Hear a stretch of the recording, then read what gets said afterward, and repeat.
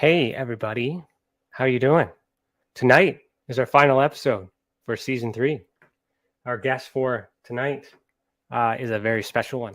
I met this guest at Alien Cosmic Expo in 2019. This one, the one I actually wasn't welcomed at. So there's been many private talks and even remote viewing session. Like this was a really good experience back then. And Tessa was just an idea.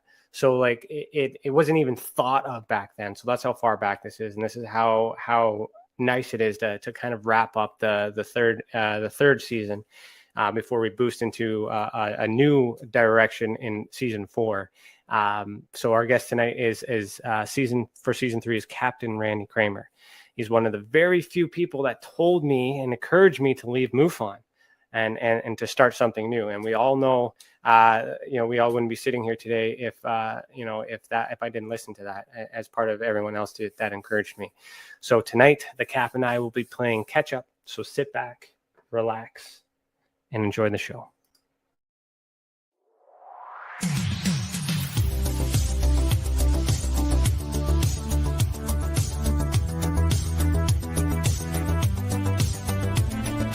This is Lady Anne, owner of KPNL Radio and hostess of the Caravan Library of Lore, and I support Tessa. As an experiencer myself, I have filed my own reports with them, and the professionalism and heart they have shown my case goes above and beyond. If you have had an experience, I cannot recommend Tessa enough. Hi, this is Ernie Hudson, Winston Zedmore from Ghostbusters. I want to let you know that Ryan Stacy, he's created the Experiencer Support Association, TESA. You can check them out at www.tesacan.org.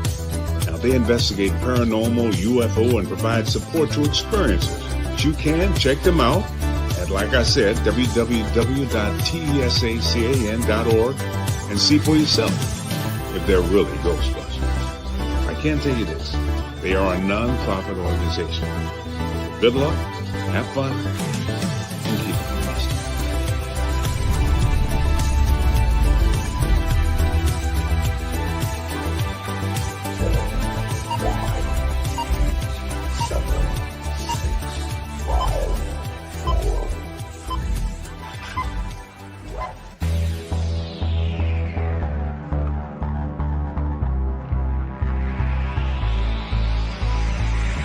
Good evening. You are listening to Beyond the Tinfoil Hat, a podcast by the Experiencer Support Association. Tessa is a UFO, paranormal, and paracryptid investigation association. We investigate everything belonging to the global phenomenon linked to highly strange and unexplained experiences. We also connect experiencers with other experiencers, creating a safe, positive environment to engage and discuss this phenomenon without judgment, criticism, or retribution.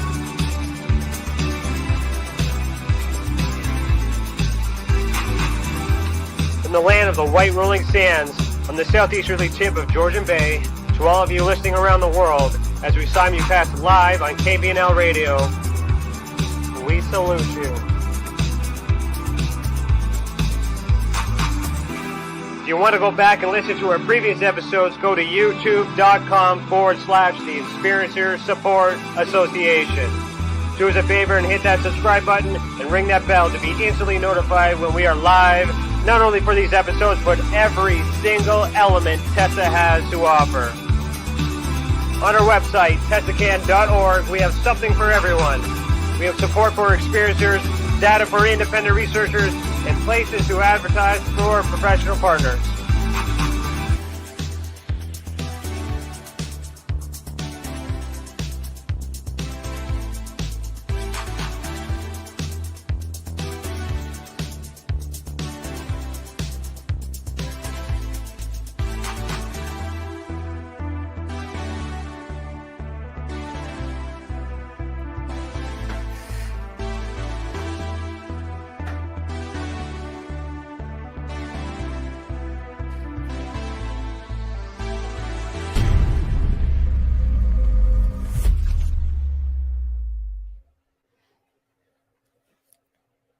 Hello, everybody. Today is Thursday, November 25th, and I, Ryan Stacy, am your host this evening. I'm a licensed private investigator, citizen journalist, and the director of investigations for the Experiencers Support Association.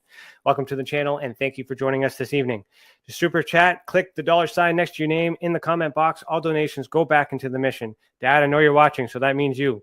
If you're catching this on the replay, please consider becoming a member and unlock bonus content, including behind the scenes and extended footage on new project developments and investigations. Just click the big blue button that says join. Our guest for tonight, season 3, episode 37, our final episode of the season, is Captain Randy Cramer.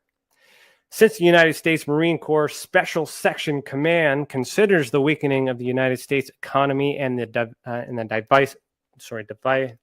divisive political infighting as direct threats to national security, they have asked Captain Cramer to step forward and have encouraged him to offer his consulting services. He was asked to assist his countrymen and the world in making adjustments for better future technologies and restoring legal and executive authority over all covert programs or risk further weakening of the U.S. economic social structure. Captain Cramer has been asked to speak more openly to the public and civic bodies on exopolitics. Having spent a 30-year tour on duty with the Earth Defense Force, his observations on tactical analysis of this subject stems from more than 2 decades of objective and rational experiences. According to Captain Cramer, his discipline and mental powers began early by meditating daily at age 10. The practice prepared him for the shock and realization that something had altered his memories and that his symptoms of PTSD were from terrors he never expected. Many years of deep introspective work and working with many wonderful, caring, and gifted healers in various fields eventually led to a full recovery of all his memories, which he validated after pursuing his personal files from his chain of command. But unfortunately, to no avail, those files have yet to been recovered. After discussions with a brigadier general, it was suggested to go forward without that paperwork. Today, Captain Cramer brings his 30 years of knowledge and experience from a USAP, which is Unacknowledged Special Access Program, that no one has ever heard of until recently. Captain Cramer believes we should all share in the fruits of our tax dollars, in the labors of employees on the government's dollars, which is our dollar. We should all have a future we can look forward to, not just a pretty one for some, but all the people of this living and conscious planet. So, Randy, put on your tinfoil hat. How you doing? Can you hear me? Unfortunately, I can hear 2 of you. I can hear you live, and then about 15 seconds after you start, you've said something, the exact same audio starts repeating after that. And then I'm hearing myself now about 15 seconds after I start talking. So I'm getting an echo that's making it impossible for me to hear anything right now. That's not good. Is it still going on right now? I don't know how to help you with that. That's got to be on your end. Do you have another window open in the background? Maybe YouTube playing in the background. Hold on. I bet you do. You might have me there. Hold on. Yeah. Hold on. All right. Let's use your superpowers and go back in time and wipe everybody's mind so we can do that epic intro again. That was totally what I had. That was totally it. That was it. I had the window open and now I don't. I'm sorry. Okay. Ladies and gentlemen, Randy Cramer, like Kramer from Seinfeld tonight. Oh. Sorry. Okay, so like every show, it's American Thanksgiving. I'm full of turkey and tryptophan, so everyone's just. You're not thinking straight. Yes, happy Thanksgiving to you and our fellow Americans. So, okay, so what we're going to do is we're going to start the show with the icebreaker from Tim the Demon Guy Morrison. So what he does is he gives me a question that I have not seen until now. So I'm going to just bring him in here.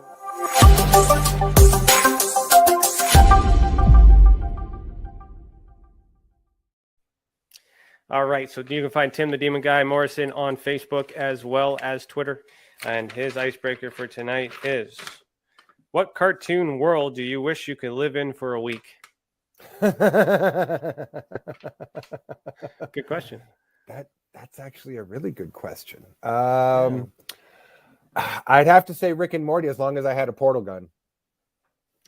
Somehow I had a feeling you were going to say something like that. The most like real life. Actually, it's the most like real life if I'm going to go there. But I would have to say if I could have a portal gun, then I'd be stoked. I'd be that. I'm just trying to think. I haven't seen much of Rick and Morty.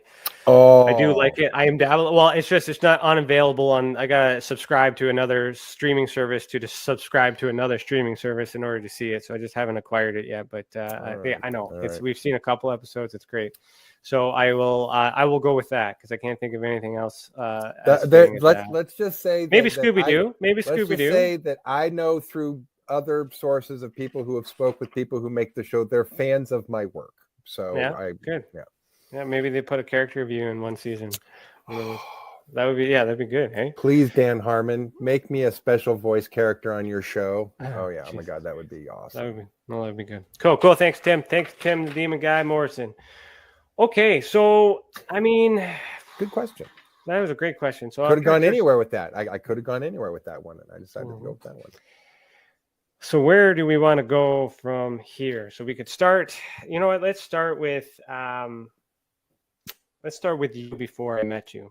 So you had all this experience. So it would have been 2019, 18-ish, 19-ish, something like that. So still 20, 25-ish, 26-ish years into this. So what is so special about the special section of the Marine Corps? What's the difference between the real Marine Corps and this one, I guess, in a sense, the one we know about? Careful now, real Marine Corps. The difference is that United States Marine Corps Special Section is the covert military space program arm of the Marine Corps. So they're very specially compartmentalized in a number of ways and work more closely with Naval Space Command than they probably do with regular members of the Marine Corps. However, obviously draws and recruits personnel from the standard operating personnel in the Corps sometimes. So there's a relationship there that is intertwined, but compartmentalization makes it also very, very, very separate. So okay. So how would that tie in with what's going on in American ufology today? What is your opinion on all the events that have, I guess, unfolded recently? Well, I've been saying since December of 2019 that we're on a process that's essentially a 5-stage process that begins with the pandemic phase, civil disruption phase, World War III phase, alien invasion phase, resolution reconstruction phase. And we are right about to hit number 3 any minute now. Chinese government issued a statement to its population last week to stockpile for war. I have a student who's in Taiwan, actually, who's given some very interesting information on just how scary and terrified the Taiwanese people that the Chinese are going to invade any minute. And that will start the World War III phase. And then we'll be right on the heels of the alien invasion phase. So I think everything is mental, psychological, emotional preparation for what will be a sudden, shocking event in which the entire planet will be brought into disclosure through a shocking invasion event. So interesting enough. So like that's when we met. Like your lecture, you gave a speech that wasn't on the docket, so you weren't supposed to, or not saying you weren't supposed to, it just wasn't in the itinerary. And there was a lot of flack from MUFON about that, but I enjoyed it. That's because they asked me what I was going to talk about, and I was like, I don't know. And they're like, okay. And then when I get there, I'm like, I'm going to talk about this. I'm like, okay. And nothing anybody could do about it. So I did that on purpose. I knew that if I said ahead time, people would get itchy about it. So yeah. So just to give you a background, like at this time, I'm about to leave MUFON. I'm trying to figure all this other stuff out. I'm helping MUFON. Actually, no, I just crashed that. I wasn't supposed to be there. I'm trying to go around and reestablish my credibility at that point. Met you, and then we kind of had a conversation or two after that. But then I remember particularly that you had said that within 6 to 18 months, there was going to be some sort of a, fake alien invasion. And then within 6 to 18 months, the pandemic happened. Mm-hmm. So it was odd for me not knowing anything else other than that piece of information, but remembering that lecture, remembering you saying that, and then having these events. And I've been talking about you in many other episodes about that event. And so now here we are here. And so how did you know that it was going to happen? Let's get into that. So super easy. Barely an inconvenience. I had intel from our intelligence agents, our intelligence officers that told me that month. They were saying, here's where we're at. This is the plan. 1, 2, 3, 4, 5. So it's not because I had amazing psionic superpowers. Our intelligence officers told me that was what the plan was, with about another half a dozen sort of subplot things that would come along the way. I will just say this: so far they've been right 8 out of 8 times. So we're only waiting for like 2 more to like come to pass or not come to pass to see whether they're batting a full 1,000 or not. But yeah, so far they've been dead on the money every single dang time.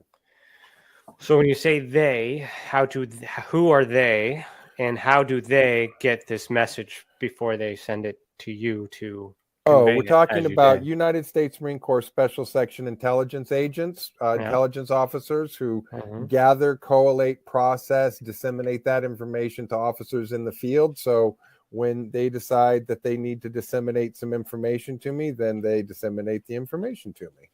So that was basically, people were starting to ask me about the epidemic/pandemic at that point, which was just an epidemic still, and asking me what was going on.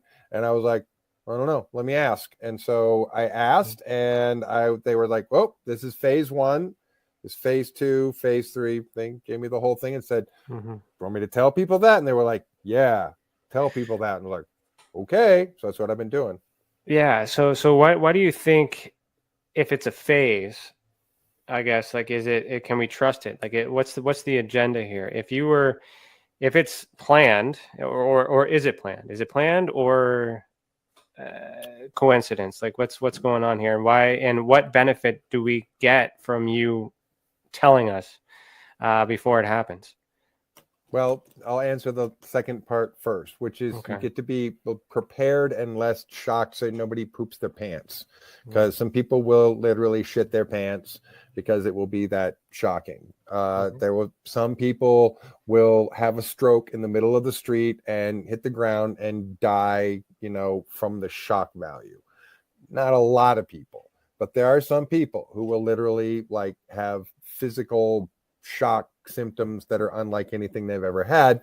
If I said something months or a year and a half or 2 years before, then what happens, you go, oh, that one guy did say this is going to happen. And then all of a sudden it's less shocking and it's more accepting. So a little bit of warning ahead of time is mostly just gives people some psychological, emotional, like, to resiliency. Put a little spin on that, me being one guy witness to that did maybe help, but it also created a panic when it started happening, because it was like, that fucking guy, you remember that guy? The guy said this, the guy did that. Like, oh my God, what's going on? So like it's like, and I've been there. I've been up and down all over the place, been talking about it too. And that's why I'm so happy to be like live having this conversation after all this stuff, because there's the science. There's something that at that time, no one could have known whether you were telling the truth. Yeah, and I'm just being witness to hearing it. That's all I can say. Yeah. That could be one hell of a coincidence, but the 6 to 18 months, the timeline was bang on. Yeah. That's the one thing that I will not discard as circumstantial evidence. That was your timing was perfect. Well, if that was a premonition. Well, no, not a premonition. It's people who were charting just inevitable things that are going to happen. So, and I've always said with timeline, I've said, look, this is an event-driven series of scenarios, not date-driven.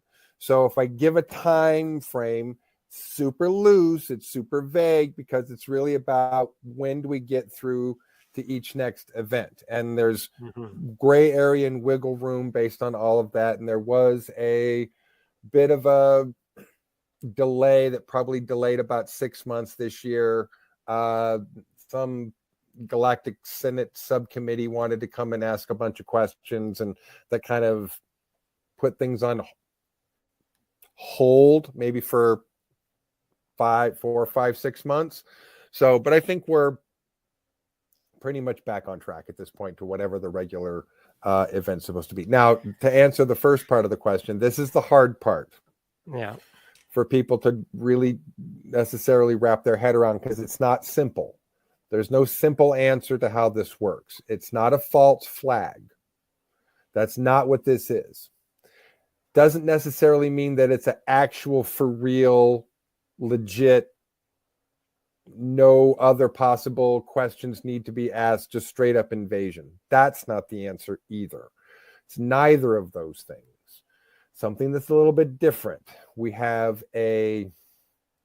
let's just say a window of opportunity in which someone has been invited to be the bad guy. And they're like, yeah, totally. We'll totally be the bad guy. Sweet. No problem. But let's just say that whatever the plan is less important than understanding and knowing that there's a backstab coming. As far as internally, this is really an internal issue. And it's, I know some people don't like it when I say this outright, or I might get in a teeny bit of trouble if I say this outright, but I'm just going to say it outright. Everybody knows that the Schwabenlanders are going to try and maneuver a backstab maneuver in this so that they can take over the world and establish Fourth Reich and all their stupid Nazi bullshit because they're stupid fucking Nazis, right?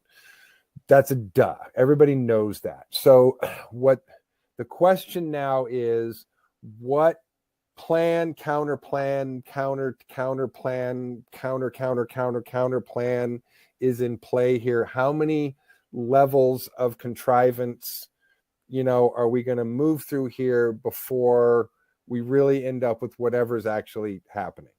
That's not a simple answer. That's a really deliberately muddy, complicated answer, because the people who are going into this want a very muddy, confused scenario. So people can take out of what they want. I know they will. I know people come say, well, you said this. And I'm like, no, that's actually not what I said. What I said was, so even though I'm explaining that the best I can, people are going to take what they want out of that and say, well, it's a false flag. It's a real invasion. It's their holograms, whatever. I kind of feel like this. If you're dumb enough to think that a giant insect running down the street is a hologram, please, please, please, please go give it a hug and a kiss. Please, really, I fully encourage you. If you're that, I wouldn't recommend it. Just if you're that Dame Bramaged,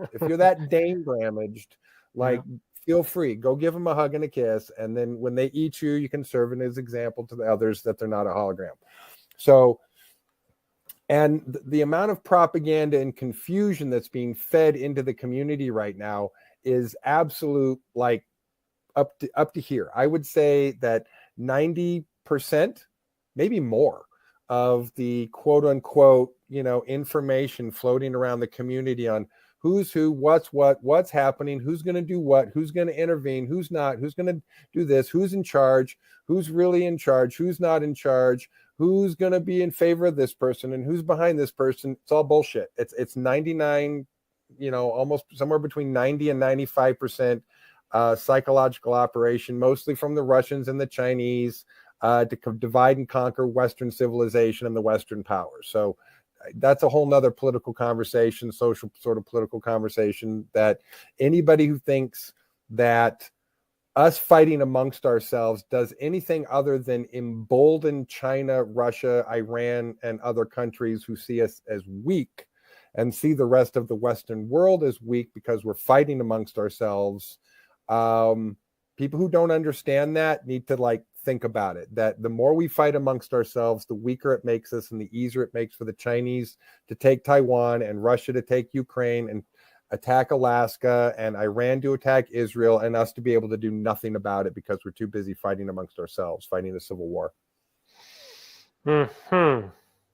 So, it's the Schwabenlanders. It's just the fucking Nazis, as always. It's always fucking Nazis, and it still is. So, as whatever we know about that, because I'm telling you what we know, none of that's going to matter. Like none of what we know matters. It's all going to happen. And then someone's going to stab someone in the back who's going to stab someone else. And it's going to be a clusterfuck. And then when the smoke clears, hopefully not too many people will be dead. That's really, really what we're hoping for, is minimum losses and minimum casualties at this point. So, okay, let's take a step back because I want to break that down a bit. But there's two questions that Chantel you were putting up for me. Let me go with Hairless first. Randy, how does the current woke mob agenda infecting society fit into these events? That's political psychological operation for you to phrase it that way or frame it that way. People who think it's about sides, people who think that one side is somehow self-righteous and correct and truthful, and the other side is completely confused and satanic and demonic, that is all bullshit. It is all complete and total bullshit. We have a middle that has shrunk. We have extremes on both sides that are dangerous. The right-wing extremists, far more dangerous than any leftist extremist that we have in this country. I've been embedded with both. Trust me. But it's all bullshit. It's all extremist bullshit to try and label the other person as the cause of the problem when extremism on both sides is the problem. We either have to come back to the center and work with each other and cooperate and have little disagreements, or we can go to civil war and fight two very wrong extremes. Both extremes are wrong. Neither of them are correct. Neither of them are correct to fully blame the other one for all of the problems. They are both wrong. That's that simple. Okay. And then Melmac says, if you needed to put a crew together tomorrow, what skills do you think would be needed the most? So I guess Mel's a prepper. So how do we... Just make sure you have a flamethrower guy. Yeah. Flamethrowers are legal in all 50 states in the U.S. They're only regulated in 2. You can get one napalm flamethrower for about $1,000 that shoots 45 feet. You want one that shoots 125 feet. They're about $3,000. But I don't know what you have to look up what the rules in Canada are, but I think everyone should have a flamethrower. Yeah, I don't think we're allowed flamethrowers here in Canada. You might be surprised. Yeah, maybe. I don't know. It might affect our igloos though. We don't. It's mostly sold as like a crop maintaining to like burn, waste crops and weeds and stuff like that for big farmers, people with lots of acreage. That's you true. Might be surprised. You got to. Yeah. I was surprised that you can walk down the street in America with a flamethrower and it's not a gun. It's not a weapon. I'm gonna have to look that up because now I'm curious. Okay, so anyway, everybody needs a flamethrower. Not one of those bullshit butane ones, man. You got to look up a napalm flamethrower. Get it right. So here's the thing: is like when I first met Randy, like I was meeting Randy like this, a little, to be honest, not as tame as he is today. He's tamed down a little bit since I met him. But I mean, this was at a time when I only knew UFOs and nuts and bolts and MUFON and all that other stuff. All that other crap, and my mind was just being blown, and I'm just like how confident you were at then. And then the thing is because the things you said happened indirectly on that timeline, I'm having a hard time. I hope you're not taking advantage of me when you start telling me what's going on after this. So all I do is repeat what other people tell me. I'm getting handed assessments that I look at and go, yeah, that sounds about right. And then I repeat to people. I'm not the genius behind any of it. So Priscilla says flamethrower is added to the cart. And Cece says LMAO, turns out they are legal in Canada. What the fuck? I'm telling you, man. Yeah. Yeah, well, hey, you never know. Okay, so you say it's not a false flag and it's not a direct invasion. Yep. Then what's really going on? What is the end game? Like, if this is not, is this what it's, was it planned or is it part of the plan? Like, how do you explain to me these events? Is it a combination of all of these theories? And what's really going on? Let me answer that. Let me pivot that a little bit to answer that what I think is a better way. Okay. If your neighborhood is on fire, stopping to ask the question in that moment, who started the fire? How did this fire start? Did gangs start the fire? Did teenagers smoking in the back of the house, somebody's shed start the fire? Did a cow knock over an oil lamp? Like, that is not the time to ask, how did this begin? How did this start? Why is this happening? And I'm going to suggest that once this is occurring, the same thing is going to be true. Asking, how did this happen? Why did this happen? What is really going on? Because the answer will be in front of people's faces. There will be troops on the ground. There will be things exploding, things in the sky, things being shot out of the sky. That's as real as it's going to get. And real things will blow up and real people will die. At that point, it's a real thing. Whatever it is, it's a real thing, and people are just going to have to deal with it like it's a real thing. And so I just kind of suggest to people, stay out of the way. Really, number one rule is stay out of the way. Don't get involved unless you got a flamethrower. But if you don't got a flamethrower, stay home. Bullets won't work. Shotguns. So what is the, hold on here, let's back up. What is the target? What is it that we need a flamethrower for that bullets won't giant work? Insects. Okay. Giant insects. Fill me in on that one. 6-7 feet tall. I don't know, something about like that. So you're gonna have to bring me up to speed on that. So where do those fit in? Where do they come from? Those are the invaders. From? I don't know. You don't know. I haven't been briefed on that. The only briefings that I've been given on them are basically like field infantry officer briefings. So I know a little bit about what they look like, a little bit about their exobiology, their vulnerabilities, their ground tactics. I know next to nothing about where they're from. I haven't been given that information. I'm looking at the comments. A lot of people have been following you, so they're in the loop. So yeah, see, it's been a long time since I talked to you. So like this is the whole. This is why I like this live off the cuff, because then it's like, it's like, all right, well, I got to challenge you a little bit, but I can't deny it. I can't go back and do some research and be all these other things. So we're into this. So now I will say this: it could end up being more than one species. Right, we're pretty sure it's going to start with the insectoid invasion, but it could get crazy. It could be more than one alien invading species. It could get just nutso. From where? From and why? You don't know. No, I haven't been given that information. No one's briefed me on that. Okay, when?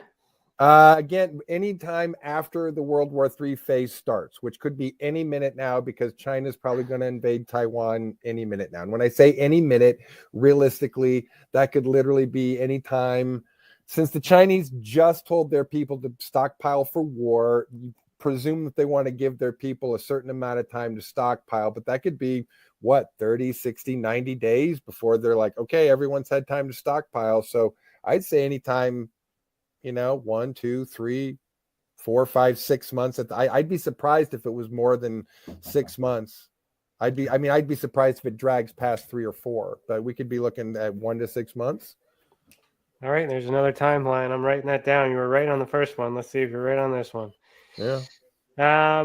Okay, so where we got to go down this rabbit hole. Where does the vaccine come and play with all this? What's all that? Well, vaccines save lives, and seatbelts save lives, and life vests save lives, and helmets save lives, and so do vaccines. So again, this is classic psychological operation from the Russians and the Chinese to divide and conquer Western civilization. The only countries that are arguing about this are the Western countries that have been propagandized by the Russian and Chinese propaganda, telling you that there's microchips in the vaccine, or that the vaccine has virus in it, or some other kind of propaganda that's not true.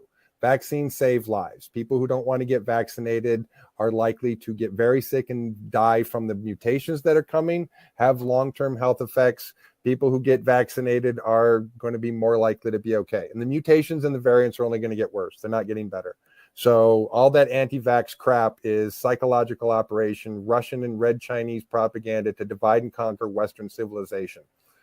To convince us to not protect ourselves and to not protect our communities, not protect our children, not protect our parents, not protect each other.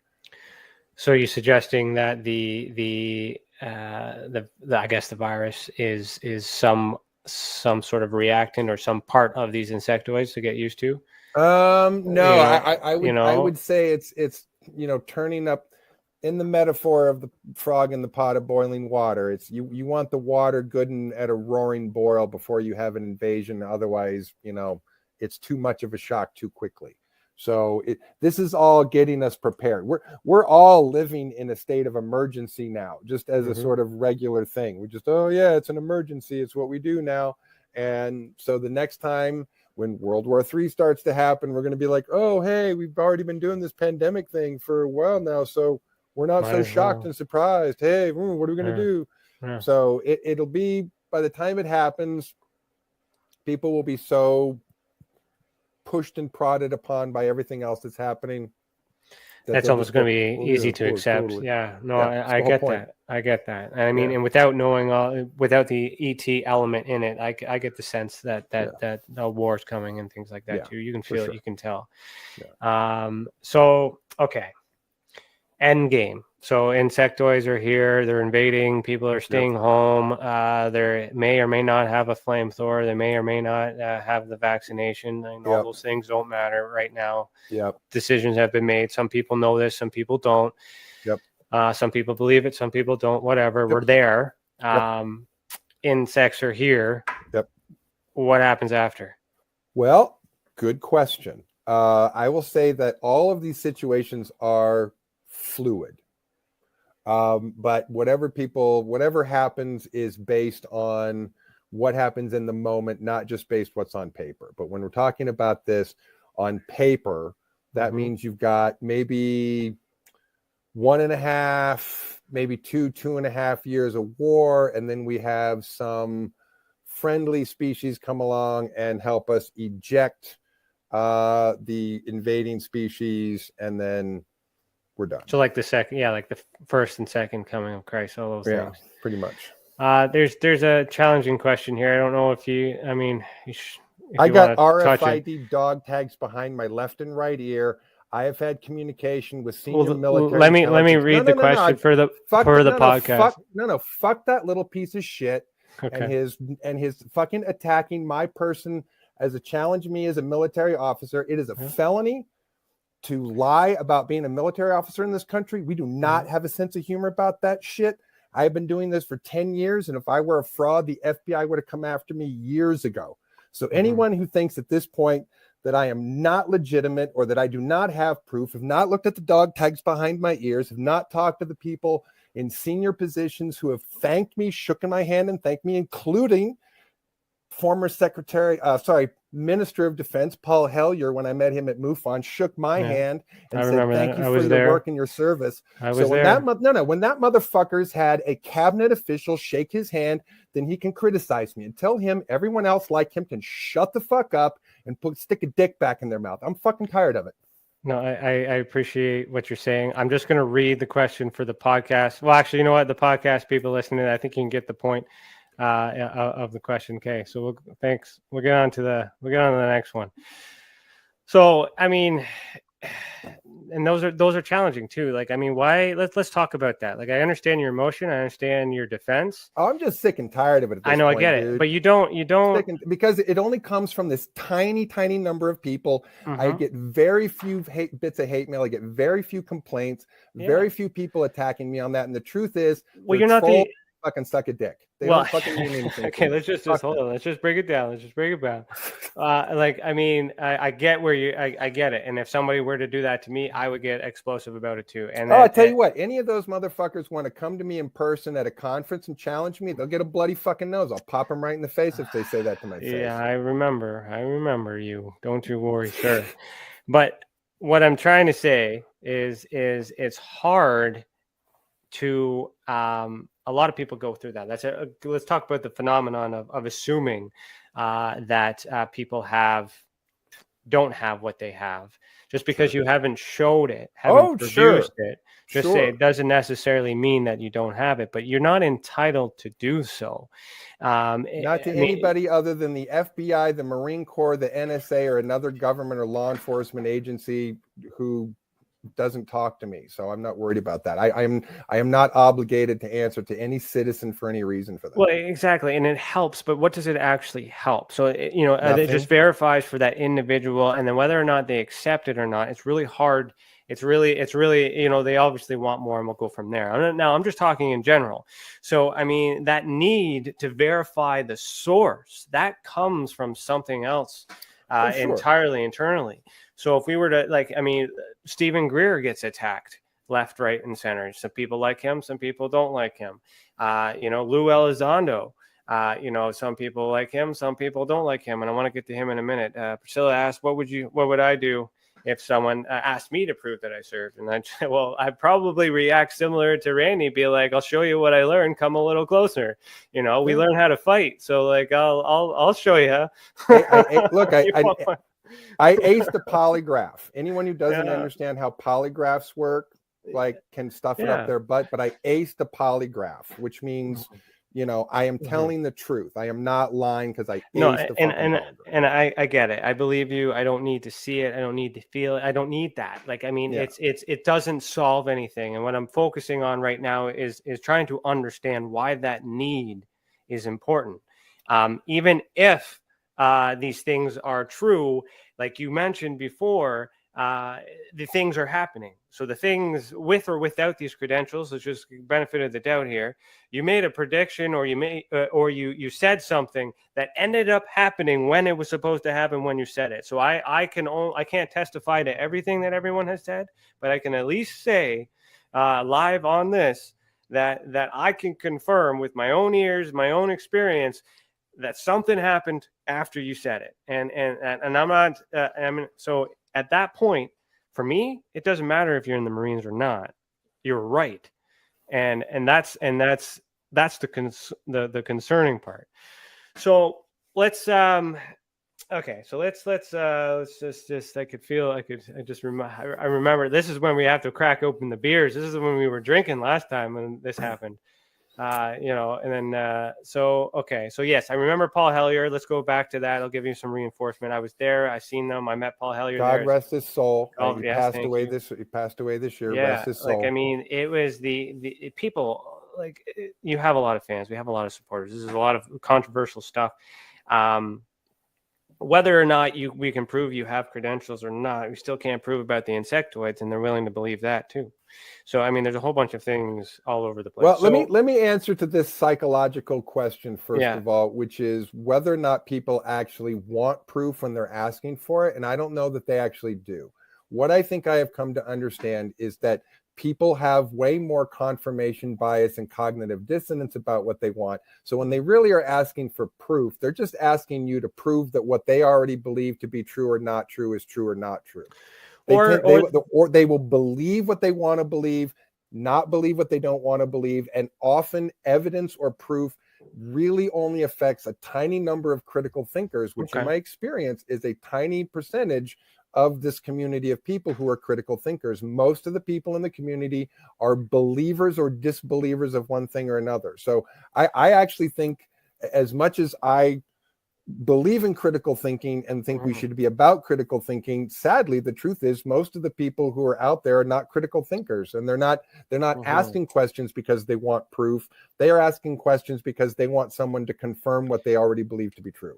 So I get that. And Stephen, I see the rest of your comments. So I'm gonna say something to that effect, but I'm gonna frame it a little bit differently, and hopefully this goes a little bit better, because I want to give you the opportunity to ask your questions and fair, but I don't want to I want to give Randy the opportunity to not be victimized if this is something that he's been a subject to for a long time. He is an experiencer as well. I mean, this is, you know, there's that element. So, I mean, I get where you're coming from. It's here. I'm not entertaining it, not because it's just because I just want to control the conversation a little bit better here. Oh, sure. So if we talk about Lou Elizondo, for an example, okay, sure. I want to frame this a little bit, but I need to know your opinion on him and the things he's done and where he's at right now. So give me up to speed with your opinion on Lou and what he's sure. I know very little about him other than what I've seen in the public sphere, what I've seen a couple of interviews that he's done with some folks in which I felt the answers to the questions that he gave were good answers.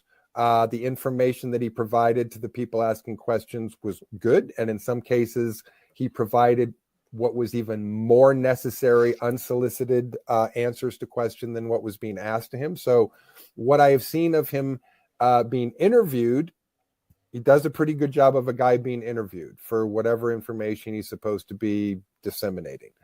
Beyond that, I know nothing about his background. I know nothing about his record. I haven't bothered to ask anybody any questions because, to be honest, it doesn't matter to me. And whatever his job is and whatever he's doing and whatever information that he has leaked out, brought forward, to be honest, it doesn't matter to me whether he served, where he did what job he said he did, or whether he's, from a different department and they want to say, no, say he did this or say he did that. None of that matters to me because so that's where I was kind of leading. I don't think into. that affects the credibility of the information. I think the information is sort of stands in its own credibility.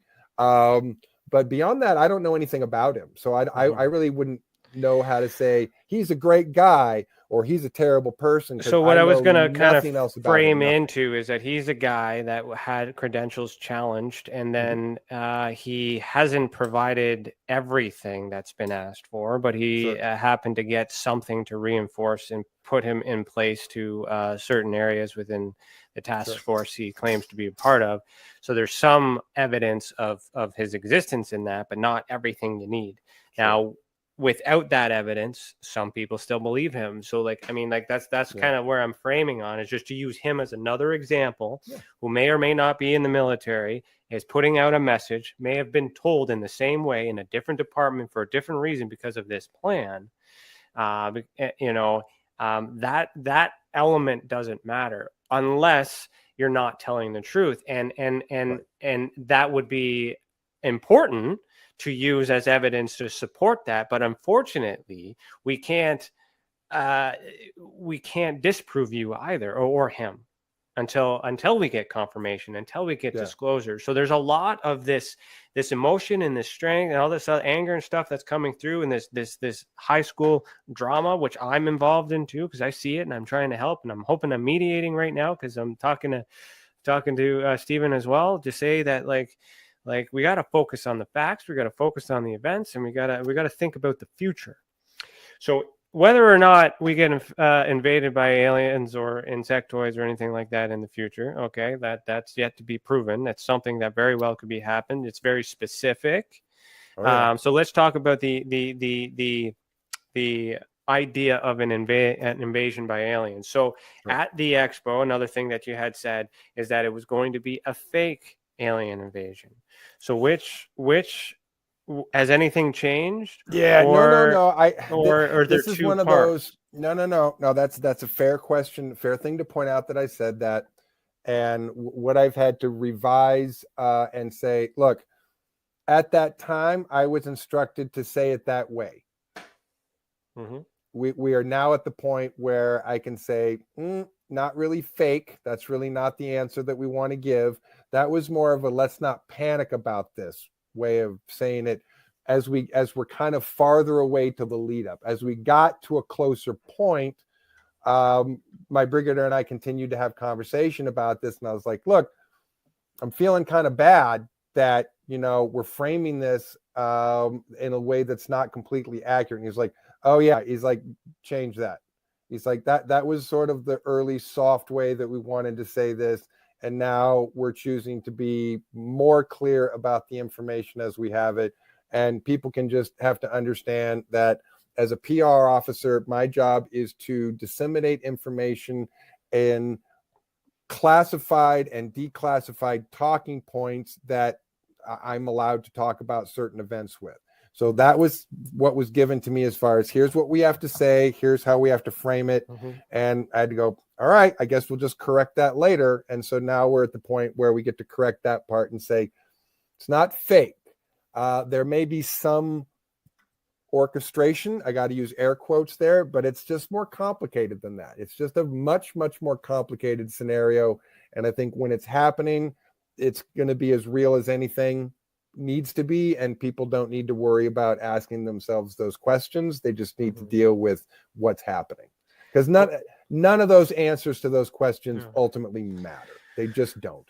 Well, and lots have changed. That's the other thing too. Like, I mean, I totally understand that. So even if the prime directive at that time, or the, and I'm not using that in the right context, but like the initial task that you completed as it was given to you, things change, the world changes, and then information changes, and then that's another issue with this information thing over years and things like that. Hell, I might piss somebody off one day in the future, and then they might go back to a video that I've done and said, back in such and such time you said this, and then you didn't do this, and blah blah blah, and that could be a shitstorm one day. But I acknowledge the intent and the time that was spent in order to associate all those facts, but there's pain in that. There's so the root of it all is people are afraid of this being possible. People are digging into finding holes in that, so they don't believe that it's true. I mean, there's the reason for it. That's how I look at it. Like, I understand everyone's position. I understand yours and everyone, like all this other stuff, but none of it is closer to the truth until it happens. Yeah. And that's why this whole thing is a mess. And the association that we created, and that was just based off your idea of do your own MUFON. Well, I did my own MUFON and then some. As we've been, thank you. And I mean, that's part of the team as well. I'll shout out to our members here. So we got, Angela, you're not a member anymore. Where'd you go? But anyways, we'll see you, Angela, Moon, you're here. Chantel, Jacqueline, I see you. Priscilla, I see you. All part of that. And things have changed. I've changed. I've evolved. I said a lot of bad things about MUFON, and then now I'm talking about them positively because things have changed. Right. Directive and messages, and so I want to kind of get into that, because it's not that I don't disagree with you, but I don't necessarily agree with you on some things, simply because as an investigator, there's not enough evidence to confirm either way. Sure. But I do understand. Always respect that. I do understand the possibility of either scenario. And as an investigator, when I'm trying to a licensed one, mind you, I do this on a regular basis, I try to look at the probability index. So on a balance of probability, it's with the way that everything is moving, it seems very probable that war is going to happen. It seems very probable with the United States now having Air Force, Air Force becoming Space Force, this new weird acronym UFO program to cover the UFO program, all these other things, regulating the data. All these things are preparation for when they get to space, and maybe they make contact, and it's unavoidable to get that message. Yeah. So as an example, John Majorowski shared something, I think it was today or something, about sending a rocket out to hit an asteroid, and it's to protect the Earth, but it's going to hit it a year from now. So if they're able to project that asteroid is going to come here a year from now, and they're sending a rocket now, using that same logic, it would make sense that perhaps they see that this Planet X or Nibiru or whatever this thing is coming, if that's where it's coming from, I'll just throw that conspiracy in there. Maybe it's coming, maybe it's here, and all this other stuff is just to meet them at the gate. And then once that happens, now we got to talk about intent. So that would make sense if they're trying to preserve it. But do you think they're going to stop them at the door, or are they going to let them in? Right? Because now that we're in there, right? Are we, where's the Trojan horse, the ruse, and all that other stuff? That's, so if, what do you think on that? Again, the whole situation is fluid, but what I'm told is the invasion force will make landfall. They will have troops on the ground, and then we will be in a situation that we will have to resolve after some number of months, years. And then really, when we're a year after that, literally nothing I have ever said ever will ever matter. Because we will be having completely different conversations about the information that we have, the factual admitted information that we have. Nothing that I or anybody has ever said vaguely will ever matter because of the conversations that we're having then. So are you the only one that's been given this directive? Are you the only one in the world that's spreading No, this I message? mean, not the only one in the world. I am in a unique position in the sense that most people who come out and say things, who don't get assassinated and or commit suicide in a motel somewhere, are because a person in their chain of command said, we would like you to, go be a quote unquote whistleblower. There are a number of people who have been doing that for decades. I am the first and to this date only person in which my superiors did not ask me to go pretend to be a whistleblower. They asked me to be the PR guy. They asked me to be their public relations officer and disseminate information directly from the command staff and our intelligence officers to the general public. So that is a unique position.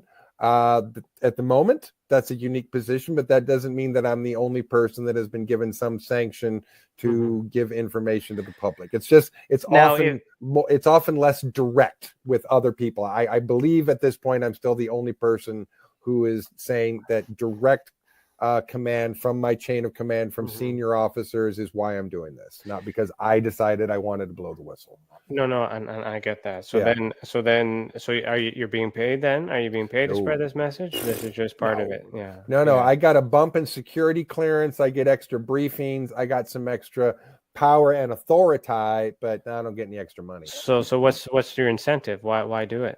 Why follow the instruction?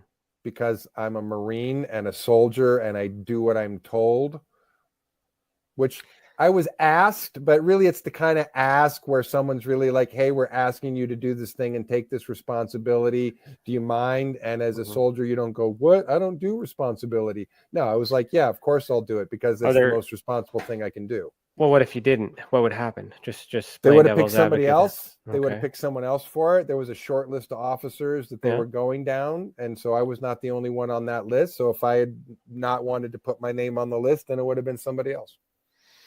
And if you were to stop right now, they would just move to the other list? I seriously doubt that. I don't know that another person would start doing this job at this point. We might just decide that all the information that I have given is sufficient to this point and no new information is really needed. To be honest, it's really not. I'm just repeating myself to people who maybe haven't heard it before, but no new information is going to make a difference at this point. Okay. No, I'm just going around the bush there to figure that out. So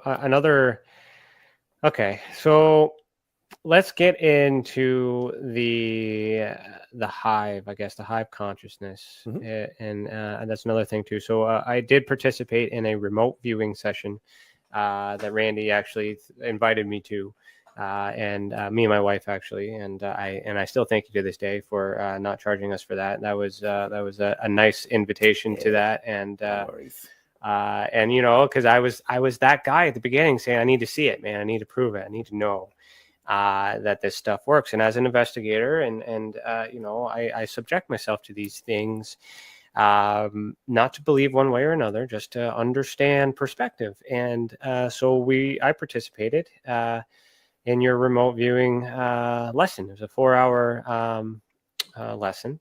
And I remember the exercise was to, I guess, describe something that was hidden in a purse and whatnot. We all had to draw. Well, I had people give me objects, and I sorted out the objects, and then I stuck them in my hat and hid my hat in it behind the chair where no one could see it, and then see it if people could view the hat. So, as a witness to all that, I can say that it was done as a fair experiment, and participating in that, following his instructions, I was able to successfully draw and see the shape and the color.